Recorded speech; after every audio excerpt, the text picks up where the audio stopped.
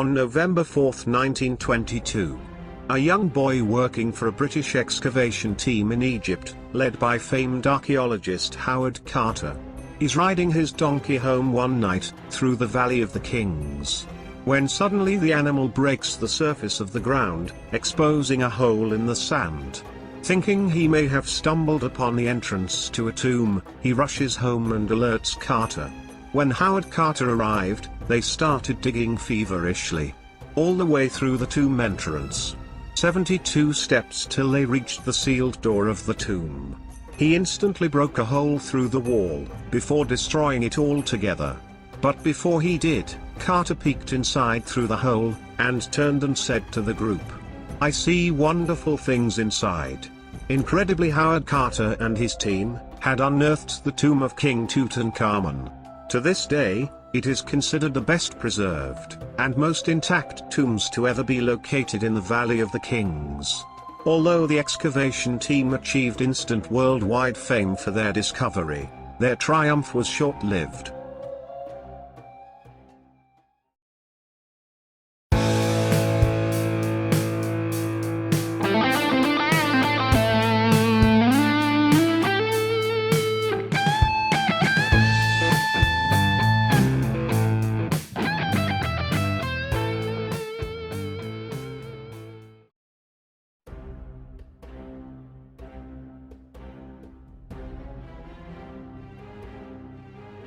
During the opening of the tomb of King Tut, all the workers were very weary, especially the Egyptian people. It is a very well-known fact across the Egyptian culture that ancient Egyptian tombs are highly cursed. It is believed whoever enters the tomb first will die first. Although the Westerners involved in the opening of the tomb did not take the ancient stories of these curses seriously, though the opening of King Tut's tomb was almost immediately followed by numerous tragedies, some with eerie connections to the alleged curse. Soon after the opening of King Tut's tomb, a messenger was sent to retrieve some items from Howard Carter's house. When the messenger arrived at the home, he found Carter's beloved canary in the mouth of a black king cobra, which was coincidentally the symbolic snake of the pharaoh. When Egyptian researchers got wind of the news, they instantly claimed, "This is the work of the curse," claiming it should never have been opened. Not long after, Lord Akhenaten himself was bit on the cheek by a mosquito. Again coincidentally, in the very same exact spot, where King Tut's corpse bared a scar on the cheek. He died within weeks of a blood-borne disease, very mysteriously. Howard Fields, another archaeologist who visited the tomb, had his home mysteriously burned down, and then flooded. Not long after the death of Lord Akhenaten, destroying the home twice, in the same year. This led more to wonder if this was in fact the curse of Tutankhamun at work. A total of 7 deaths have been associated with the opening of King Tut's tomb to this day. This leads one to speculate, was there in fact really a curse? A curse protecting King Tut's tomb? And if so, what was it really trying to protect so well, that people in turn had to die? To the ancient Egyptians, curses were a tool of Heka, the magical technology that the ancient Egyptians used. They claimed it was a gift from their extraterrestrial gods. This strongly suggests that the curse of the pharaohs is possibly an extraterrestrial force, or energy, shared by ancient visitors to this planet. Or perhaps maybe even a shared technology that the ancient Egyptians were utilizing to protect these tombs in the ancient past. Is it possible that some type of extraterrestrial technology was activated with the opening of King Tut's tomb? When the tomb was opened, there were 4 bricks found. They were set in the 4 cardinal positions, with some magical spells marked on them. From chapter 151 of the Book of the Dead. These were spells for protecting the dead. The ancient Egyptians believed in magic. They believed in the secret energy of words. They believed the words gave them power, and also protection. This would suggest the possibility that certain words do in fact, in a sense, become infused with an energy, or force. And that force may be something that certain types of extraterrestrial or extra-dimensional beings can access. Is it possible that the Egyptians could have been working with extraterrestrials, who could in fact generate these types of seemingly magical phenomena? If these so-called magic bricks really were alien technology, could they have in fact been part of what triggered the terrible events that were set in motion when Howard Carter breached the entrance to King Tut's tomb? On September 22, 1926, Howard Carter and his team began their fifth excavation at the tomb of King Tutankhamun. The focus of their work was in a small room on the far end of the burial chamber, called the Treasury Room. When they entered the room, to their astonishment, the first thing they came upon was a fifth so-called magic brick. This was the first time to ever find more than 4 bricks in a tomb. This fifth brick had a harrowing inscription that reads, "It is I, who hinder the sand from choking the secret chamber. And I who repelled the one. And I who would repel him, with the desert flame. I have set a flame in the desert. I have caused the path to be mistaken. I am for the protection of the deceased." Could this fifth brick be some kind of a clue to a much greater secret? All of the other pharaohs' tombs were found to contain only 4 magic bricks. Only King Tut's includes a fifth. The question is why? What is the significance of this fifth brick? Does it reveal a hidden secret inside King Tut's tomb? And if so, what? What is this secret guarded for hundreds of years? On September 28, 2015, British Egyptologist Nicholas Reeves makes a remarkable discovery. While examining high-resolution scans of King Tut's tomb, he discovers the possibility of hidden cavities within the burial chamber. The team brought in thermal scanners and scanned behind this wall. The scans revealed hidden cavities behind this specific wall. He took up a mission with the unitary semi-presidential republic to go inside the North Room, the room next to the hidden cavity, and dig through to discover what's behind this wall. At first it was approved. Then just a couple of months before the mission was to take place, it was stopped for unknown reasons. Just what, or who, may be hidden in the secret chamber is thoroughly debated. But some researchers believe it is possible that it contains the remains of Egypt's most controversial pharaoh, the pharaoh Akhenaten, who also happens to be the father of King Tut. Ancient Egypt had always been polytheistic, which means to have many gods. But Akhenaten was about to change that. Akhenaten announced there will be only one god. He proclaimed they would now be a monotheistic people. Aten, the sun god, would be the one and only divinity they were all to worship. Like it or not, this shook the empire in many terrible ways. The people did not favor the removal of their gods in this way. The question is, what could have inspired Akhenaten to make such drastic changes during a time of tremendous prosperity across the land? Many believe there may have been an otherworldly influence, and as evidence, point to the way Akhenaten was depicted by artists of that time. Akhenaten introduced the idea that every time his artist would carve something, it had to be lifelike. So it had to be represented exactly the way it was seen. If you look at the likenesses of Akhenaten, he looks very strange compared to other pharaohs of the time. He was depicted in a very peculiar way. He had a strangely elongated skull. His legs were very much like those of chicken legs. His belly seemed to bulge out and hang down. Very strange looking indeed. He looked like a cross between a bird and a human. Up until that time, most pharaohs had themselves depicted looking as majestic, and even depicted with muscular body structures. Is it really possible that Akhenaten may have been some type of an extraterrestrial hybrid, as many theorists believe today? And could that be why he introduced this wild belief in a one-god rule?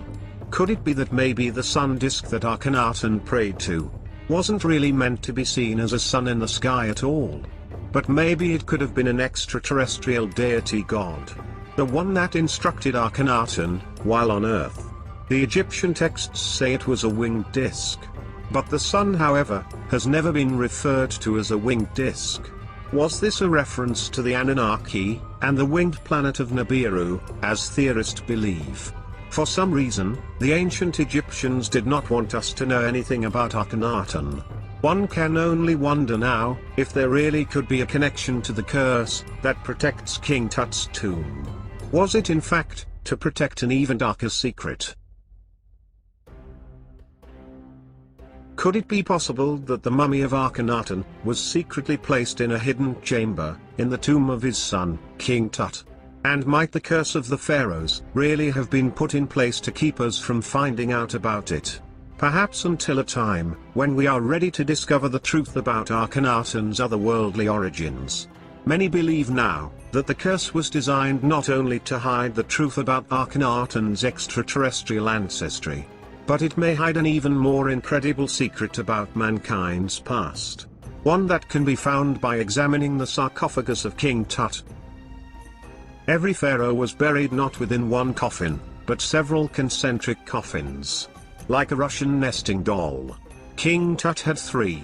It's a hot debate about the middle coffin. It has different facial features than the 2 others. And after further analysis they discovered a name under the cartouche, where the name of the king would be. They were able to find and read the original name on the cartouche, underneath King Tut's name, and it read, Anperur Ra. And that was not the name of King Tut. So why was Anperur Ra's name on one of King Tut's coffins? Who was Anperur Ra? Every ruler in ancient Egypt was given a throne name. That was different from his birth name. The throne name of Anperur Ra is believed to have belonged to a very important and mysterious member of King Tut's family. There are numerous theories regarding Akhenaten's mysterious brother Thutmose. But the most profound comes from an unexpected source. Sigmund Freud, who in addition of being the founder of psychoanalysis, was also a scholar of Judaism and ancient Egypt. In 1939, Sigmund Freud first suggested that monotheism may have begun with Akhenaten, and suggested that Akhenaten's own brother Thutmose could actually be the historical Moses from the Hebrew Bible. Could Sigmund Freud's audacious conclusion be true? That Akhenaten's biological brother was in fact the Hebrew leader, known as Moses. According to Freud, the events depicted in the Bible surrounding Moses' birth, exile, and most importantly his introduction of monotheism, perfectly coincide with the historical record of Thutmose. The name Thutmose means son of God. The fact is, the name Moses is very similar to Mose. And it just so happens the story of Moses in the Bible is set at exactly the same time that Thutmose disappears from history. And as we were told in the Bible, Moses grew up as the brother to the prince of Egypt, apparent to the throne. In other words, the historical Thutmose could actually be the biblical Moses. Thutmose took the religion of Akhenaten, one god with no image, and gave it to the Israelites. The only evidence of an Israelite exodus from Egypt to Mount Sinai took place at that same time. Curiously, at the same time as the exodus of the Israelites, it is also recorded that the followers of Akhenaten were forced to flee Egypt. Do the stories of Moses and Akhenaten really reveal an extraterrestrial agenda to alter the course of humanity? Much like Akhenaten, many of the events surrounding the life of Moses point to an otherworldly connection. On prominent display in the King Tutankhamun exhibit, there sits a wooden chest covered in gold leaf. On top of it sits the statue of a jackal, the Egyptian god Anubis. When Howard Carter and his team began their 5th season, excavating King Tut's tomb in 1926, they came upon this unusual shrine guarding the entrance to the treasury room. What is most intriguing about this artifact is its undeniable similarities with perhaps the most important sacred object in all of Judeo-Christian history, the Ark of the Covenant. If Prince Thutmose was the historical Moses, it would explain why when he led the Israelites out of Egypt into the Sinai wilderness, that he then had them make the Ark of the Covenant. Astonishingly, it is exactly the same as the Ark found in Tutankhamun's tomb. According to the biblical text, Moses was given instructions for building the Ark of the Covenant. when he spoke with God at the top of Mount Sinai? Is it possible that the Anubis shrine found in King Tut's tomb is really the original Ark of the Covenant? And could it have originally actually belonged to Akhenaten as theorists contend? And might Moses have taken this same object with him when he left Egypt? Biblical theorists now suggest that this object may have contained extraterrestrial technology. Could this mean extraterrestrials may have directed Moses, and perhaps even Akhenaten before him? What interest would they have to lead the Israelites towards a new monotheistic faith, as biblical scholars now contend? What would have motivated them to do this? Could this be the first real facts about alien visitors coming to planet Earth and attempting to dictate the course of human history, first through Akhenaten, and then again with Moses? And could this be the reason for the so-called curse that was put on King Tut's tomb? Was this a direct effort to hide the truth from humanity that may someday lead us to our human connection with extraterrestrial life, hidden from us, until we are prepared to understand the real history of our human origins? Until King Tut's tomb is fully excavated, we may never really know.